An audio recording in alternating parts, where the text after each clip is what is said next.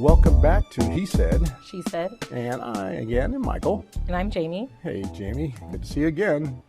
We talked last time about men and women liking to be physical with a guy. Maybe it kind of brings up the nice guy, bad boy kind of a thing a little bit, that women want a guy who is physical and capable, but they don't want him to be Neanderthal. They want him to be, what did you call it? A functional man. A functional man. So let me take it away from the physicality of lovemaking and relationships that we discussed in the previous podcast. But what about career-wise? Men are, if a man is the manager, the general manager, the owner of a business, he feels fairly powerful. And when he comes home, he feels fairly powerful, and he acts as a fairly powerful man.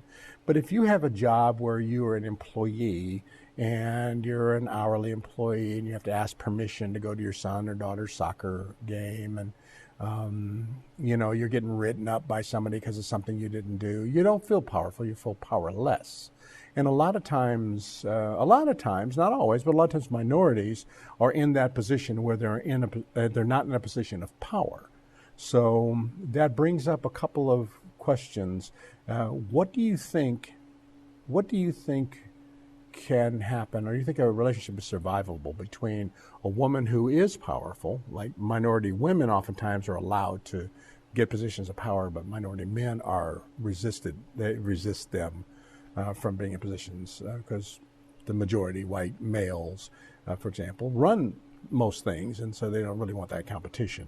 That's not the case all the time, but if that's the scenario, what do you think about relationships where a woman has a better job, has more power in her position and in life, and is married to someone who brings home half as much money or even less, and it doesn't have anywhere near the kind of power she has?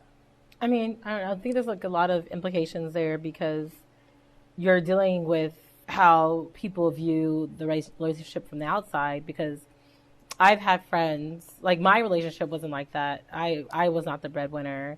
My ex-spouse had a really good job and worked his way up, and I had an okay job, but he kind of was like running the show. So I didn't have that. And the same thing with my father, and my mom was a homemaker. So the norm for me is the guy takes care of the family financially, comes home, and the woman caters to the man. But now, sometimes it's even. Both people have to work, especially living in the Bay Area. And I think that when you are in a situation where the woman is the breadwinner and maybe has a stronger personality, sometimes that gets thrown in his face in an argument. Even if they're saying it's not an issue, it's always there. And I've seen scenarios where the man people poke fun, but it probably really does bother him. And so I think it's not just what occurs within the home, but how other people view it. And I actually had a friend like that where he didn't work for years, and we were with him, and I think a joke was made, but it kind of came up, and he made a comment like, "Oh, I know you guys think I don't do anything or something," and I felt kind of bad. I knew this is something that it bothered him, and I always wondered, we always just kind of defended it like, oh, well, that must be what they want, but come to find out later on, actually, it did cause a problem in their marriage, and eventually he did start working again and all that, but, and now I see scenarios where there's men that they care for the children, they don't work, not only do they not just have a lesser job, they don't have a job at all. Right. They're the stay-at-home dad. Yes.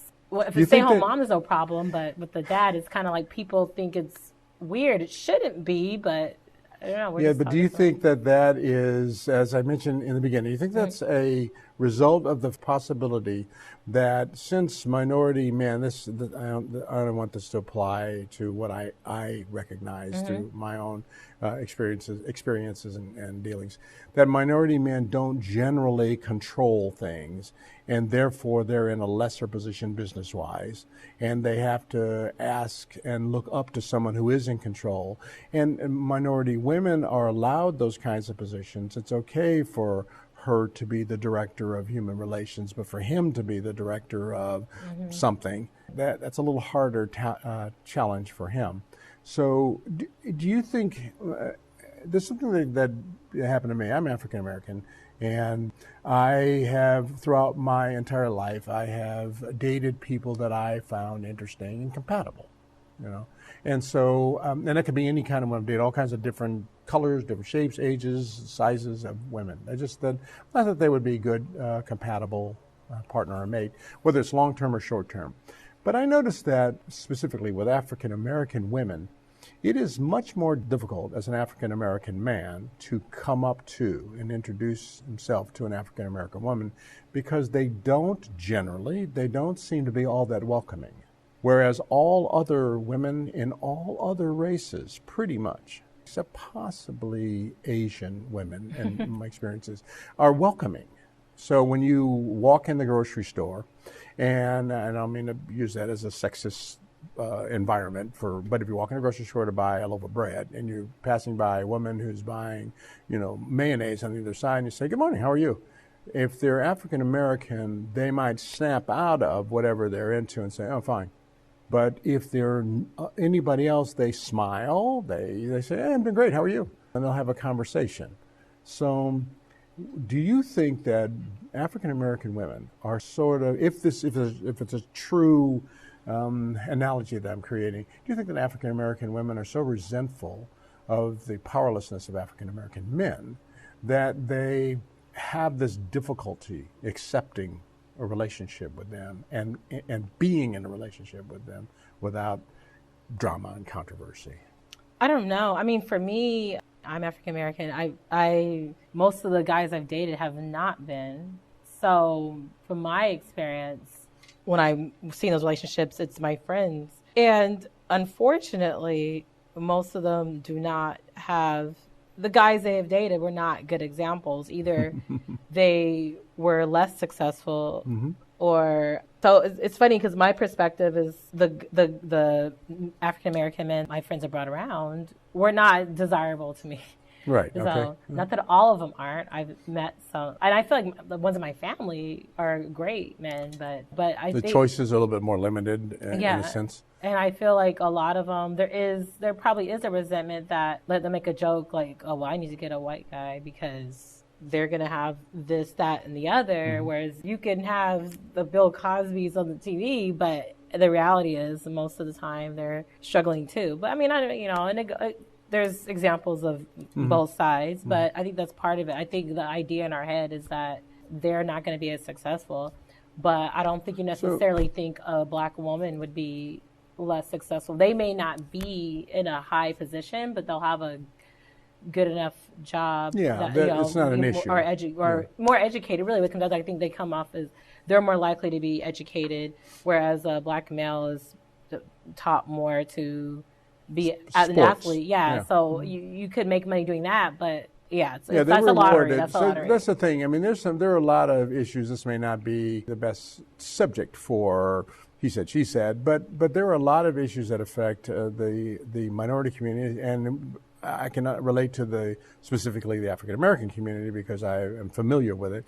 But there are a lot of issues that are in the background that cause things like that. The black family is a broken family, and for the most part, there are a lot of absent fathers in the African American family, and that's not because they're not good people. But I noticed that when you have people who are poorly educated and poorly socialized, and unsupported in the community by the media, by television, and they get rewarded for their athleticism, but they don't get rewarded for academics. They don't get rewarded for their ambition in fields like corporate America or the business world, but they get rewarded for their ambitions in sexual prowess or athleticism in the athletic field. They make $40-50 million a year because they're a good running back or something like that.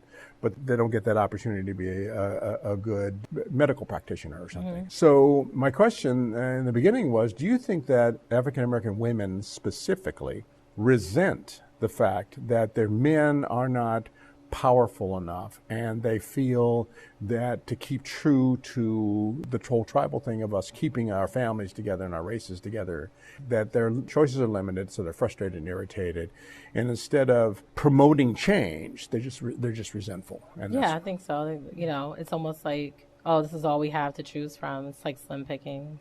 So.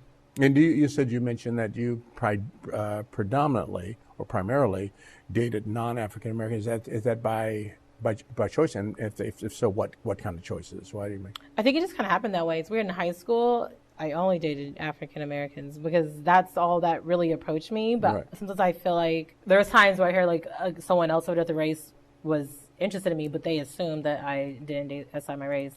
I think it's different for black men. Like, it's easier because they're the ones pursuing the woman. So it's kind of like the world's their oyster. Whereas like a woman usually is waiting to be approached. But things have changed. Yeah.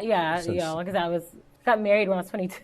So like I got married like in 2005. So it's a lot different now. My husband and my maybe a boyfriend or two before him, they weren't black. It's like once I went to college, it changed. And then even now, I think because I was in a relationship with somebody who wasn't black, and then a lot of my friends, like my closest friends are, but I have a lot of friends that aren't. It's like same thing, like my work environment. So my world is very diverse, so I'm exposed to that. So now I think I just encounter more people that aren't on a day-to-day basis. So it's not even really necessarily it's like an indirect choice, I guess. Right. And you know, sometimes my friends tease me, like some of the things that I like are not always typical of what your music choices and things like that. Yeah, like I've brought like I listen to rap, but I also listen to Aerosmith or different things like all over the place. Like, you know, and I like baseball and I like, you know, I don't like basketball. You know? Like, yeah, right. So I like a lot of different things. I like a lot of movies and there's a lot of shows that I watch. So that, you know, other people are interested in. So that ends up sparking that conversation, that common interest. So that's how I get exposed to other people. But I think mostly because my relationship with somebody wasn't black. The first thing when I got divorced is people ask, are you going to go back to dating black guys? I was like, well, I never was against it. Right. But again, going back to the resentment thing, I think part of me too is like, I mean, even with my dad, I love my dad, but he wasn't a good husband. So from what I've seen, it's like, well, the examples I have are bad. What I've experienced, even though I got divorced, my marriage actually was pretty good and he was a good man. So it's kind of like, well, if it ain't broke, don't fix it. Like, right. Well, and the funny thing about it is you had mentioned high school, that's pretty much all the choices. You go to college, of course, it opens up. There are basically less African-American men in colleges than other races, and it gets worse and worse and worse as you go into four-year universities and into the business world. But also, and you're an attractive woman, so it's not that other black women are not attractive, and you have deep brown skin. It's not like you're a fair-skinned African-American woman who kind of passes for something else. You're an African-American woman, but you're beautiful, beautiful eyes, beautiful mouth, beautiful everything, and great educated personality and demeanor and voice and beautiful hair and things like that. So now if you notice that the trends, if you watch commercials on TV, you'll notice there are a lot of mixed races in commercials. White men with black wives on commercials and things like that. White men in commercials about their medical conditions with their child, and their child is clearly a black child. You know, so it's clearly from a mixed relationship. Grandmas and grandpas talking about insurance plans. They're sitting there playing with their granddaughter. The granddaughter's clearly a mixed race child. So it's opening up so that people are able to cross-pollinate. And unfortunately, I would like maybe not in he said, she said, but maybe we'll touch on that a little bit more in the future, to talk about what happened with the African-American family and what happens with other races in terms of their families, and how it is that their families dissolve and they have failed relationships. And I'm mostly focused on the African-American families because the African-American family is probably one of the more broken families of all. And there's some very, very significant reasons for that, not that there are good justifications for it, but there's some very significant historical reasons for that. It might be nice to come up with some of those things in the future. But the next time we get together, can we change pace and go back to talking about sex, love, and relationships and stuff? Yeah. So join us next time on He Said, She Said. and again, see you next time.